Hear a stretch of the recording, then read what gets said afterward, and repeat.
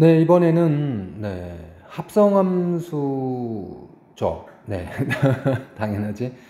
합성함수로 그러니까 여러분들이 이제 우리가 합성함수를 지금 이제 수학 하 과정에서 이제 처음 배운단 말이에요. 그리고 나서 이 합성함수도 어떤 하나의 새로운 연산 같은 거예요. 집합도 마찬가지였지만 집합도 뭐 합집합, 교집합이 하나의 연산 기호죠. 사칙연산처럼 그래서 새로운 연산에 대해서 배우고 이 합성도 뭐 교환법칙, 뭐 결합법칙도 배우고 하는 것처럼 새로운 연산인데 그리고 이제 학년이 올라가서 이제 꾸준히 쓴단 말이에요. 그렇죠? 이 합성함수에 대해서. 근데 보통 우리가 합성함수를 풀 때 치환을 해서 푼다거나 그렇죠? 보통 문제를 푸실 때 이 합성을 진짜로 그래프를 그릴 때 또 연습해 볼 때 빼고는 제대로 좀 잘 이렇게 보질 않아요. 그래서 이제 이런 문제들을 잘 풀어 보셔야 합성에 대한 이해도가 높아지고 그래서 또 이것도 유명한 문제이기 때문에 한 번쯤 꼭 보셔야 돼요. 자, 그래서 문제 보시면 자, G에다가 fx를 합성해서 x에서 z로의 함수 말은 좀 많이 해드릴게요. 상식적인 얘기도 좀 많이 드릴 테니까 또 딴 데 써먹을 수도 있거든요. 네, 그래서 자, G에다 f를 합성했죠. 네, 그래서 x에서 z로의 함수가 상수함수가 되려면 함수 fg의 순서상, 그러니까 x에서 y로 대응시키는 함수의 개수랑 또 y에서 z로 이제 대응하는 함수의 개수가 이제 몇 개씩 나오냐 이렇게 하는 건데, 자, 그럼 상식적인 얘기가 이제 그림을 좀 그리면서 해볼게요. 지금 일단은 x에서 y로의 함수가 먼저죠. 그래서 x, y, 그쵸? 네. 그래서 이렇게 이제 f라는 걸 풀게 돼요. 그리고 다시 여기서 예를 들어 좀 상식적 1, 2가 있죠? 3, 4가 있죠? 자, 합성할 때 지금 기본 바탕이 누구예요? 기본 바탕? 그러니까 자, f의 정의역은 x죠. 그러면 합성한에도 x가 정의역이에요. 네, 이거 똑같죠? 여기서 가는 거니까, 그치? 그 다음에 지금 문제에 x에서 y로의 함수에서 지금 y에 원소가 3, 4인데 예를 들어서 그러니까 3, 4면 뭐 예를 들어 이렇게 뭐 대응을 하겠죠? 이런 식으로 대응할 수 있잖아요. 이런 식으로 예를 들어서 근데 만약에 원소 하나 더 있다 뭐 상관없어요. 이렇게 합성이 된다고 해도 만약에 또 z가 있고 예를 들어서 그쵸? 5, 6, 7이 있잖아요. 그러면 뭐 또 이런 식으로 뭐 이런 식으로 간다고 생각해도 돼요. 이렇게 이게 무슨 말 하려고 하냐면 합성을 하잖아. 그러면 합성했을 때 치역, 그러니까 f의 치역은 3, 4죠. 그쵸? 그 치역은 y의 부분집합처럼 되는 거예요. 그쵸? 이런 상식. 네. 네, 그냥 보세요. 네. 이렇게 얘기하면 또 뭔지 모르시는 분이 있는데, 또 진입한정, 함수의 진입한정 같은 거 시험에 잘 나오는 학교들이 있어요. 상식이 많아요, 푸는데. 여하튼. 자, 그래서, 이거 동그라미가 이렇게 안 이뻐. 자, 다시 x 그려놓고 할 테니까, 네. x가 있고요. 그 다음에, y, 또 이쁘게 해놓고 할게요. y가 있는데, 1, 2, 3, 4. 네, 그 다음에, 좀 크게 그릴까요? 네. z. 그래서, x에서 y로의 함수 f, y에서 z로의 함수, 그게 g. 그쵸? 그래서, 5, 6, 7. 자, 상수함수가 돼야 되는데.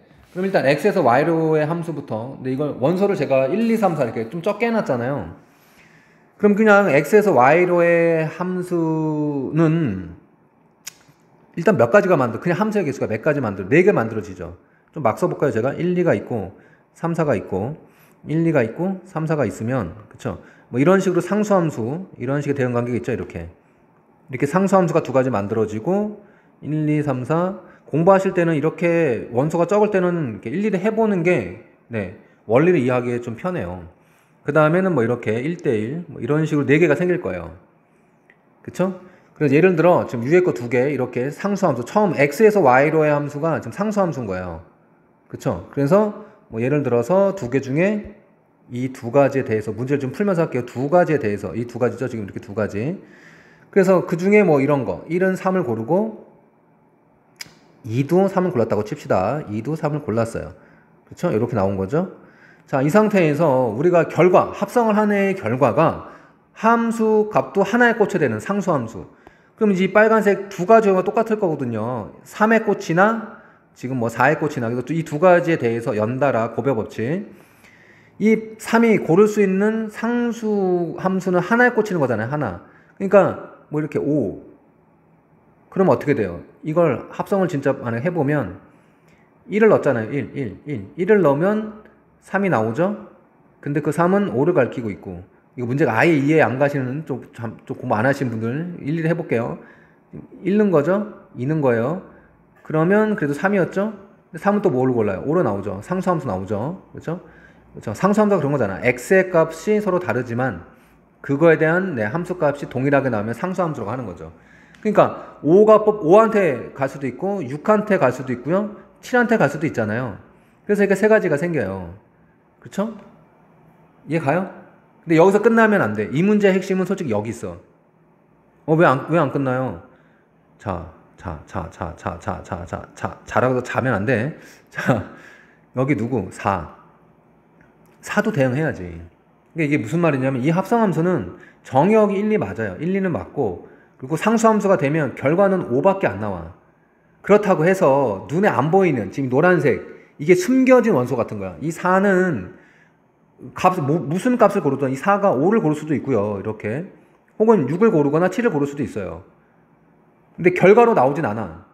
왜냐면 정의역이 1, 2고 그 1, 2는 다 3만 골랐단 말이에요. 3만.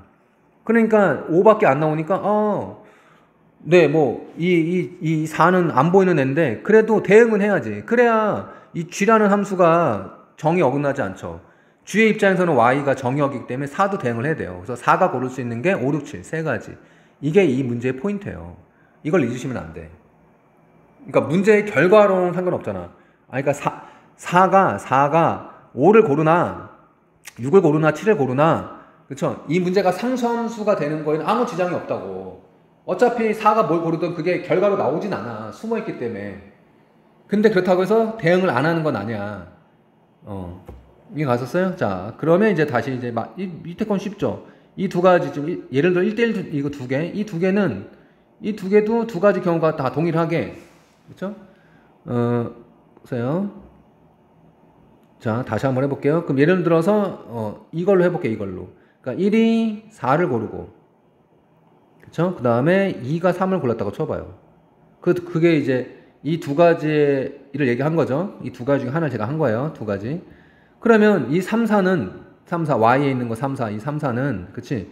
마찬가지 상수함수가 결과로 나와야 되니까, 마찬가지로 이렇게 5에 꽂히거나, 둘 다 이렇게. 이쪽이 상수함수가 되는 거죠, 이렇게. 5에 꽂히거나, 6에 꽂히거나, 7에 꽂히거나. 그래서 세 가지. 이때는 이 Y라는, 그쵸? X에서 Y를 함수에서 공역처럼 보이는, 그쵸? 여기에 원소가 이미 다 화살표 받았잖아요. 그러니까 뭐 숨겨진 애는 없어. 그래서 그냥 이렇게 계산해서 18개, 네, 그 다음에 6개. 그래서 답은 합쳐서 24개. 이렇게 하시는 거예요. 할 수 있겠죠? 자, 문제를 만약에 좀 바꿔볼까요? 무슨 말이냐면, 헷갈리지 마. 그리고 지금 이거를 처음 봤거나 그러면 절대로 이건 먼저 들으면 안 돼요. 어차피 잠시 일시정지 해놓고 여러분들 좀 생각을 한 다음에 들어야 효과가 있는 그런 애들이야. 뭐냐면 헷갈리니까. 문제 좀 바꿔서 제가, 자, x는 뭐 1, 2라고 할까요? 그 다음에 y를 개수를 거꾸로 좀 많이 3, 4, 5 정도 할까? 그 다음에 뭐 z는 오히려 2개로 이렇게 문제를 바꿔서 합시다. 제가 바꿔도 되죠? 네, 여기가 뭐 6, 7 똑같은 문제라고 쳐봐요. 네, 예를 들어서 아까처럼 만약에 1, 2 자체가 이런 식으로 처음부터 상수함수일 수도 있잖아. 아까처럼 이런 식으로, 그쵸? 그럼 그게 1, 2가 상수함수가 될 수 있는, 그러니까 이렇게 F에 대응하는 게 상수함수 세 가지가 되겠죠. 그 세 가지는 다 3을 고르든 4를 고르든 5를 고르든. 이해 갔어요? 그러면 그 다음에 이 3이 또 6이나 7을 고를 거 아니에요. 결론은 상수함수가 돼야 되니까. 그럼 두 가지가 되겠죠. 6, 7. 그랬을 때 아까 같은 일이 생기죠. 어떤 일? 안 보이는 4, 5. 얘네는 6, 7 중에 뭘 골라도 상관없다. 이 문제가 상수함수가 되는 거예요. 그러니까 뭐 이렇게 고른다고 7이 결과로 나오질 않아. 이 합성함수의 함수값으로 이 지금 4가 7을 고른다고 해서 5가 7을 고른다고 해서 아무 지장이 없다고. 그러니까 이 4, 5는 6, 7에 그쵸? 그냥 6, 7 중에 똑같이 4도 6, 7 중에 하나, 5도 6, 7 중에 하나. 그러니까 네 가지를 고를 수 있다고. 이 숨겨진 애가 중요한 거야. 아니 이렇게 골라도 되지. 이렇게 골라도 되고 다 4, 5, 3, 4, 5가 다 6, 이거 아무 상관없어요. 이 노란색은. 이런 거 핵심이야. 아까 했던 거 같은 거는. 이해 가세요? 자, 이렇게 골라보시면 돼요. 그쵸? 그래서 뭐 옆에 또 쉬운 유사 문제가 있잖아요. 그죠? 한번 또 멈춰보시고 해보시면, 네, 해보세요. 해보시면, 네, 답은, 네, 12개 나옵니다. 12개. 이해 가십니까? 네. 이렇게 해보시면 돼요. 네. 항상 하는 얘기지만, 네, 이런 것들은 꼭 강좌로 만들어서 여러분들한테 이제 드리는 것들은 꼭 푸셔야 돼요. 네. 시험에 나오고 안 나오고 뭐 솔직히 중요한 건 아니야. 나올 가능성도 많지만, 네. 여하튼 수고들 하셨어요. 또, 네, 다음 강좌에서 봅시다.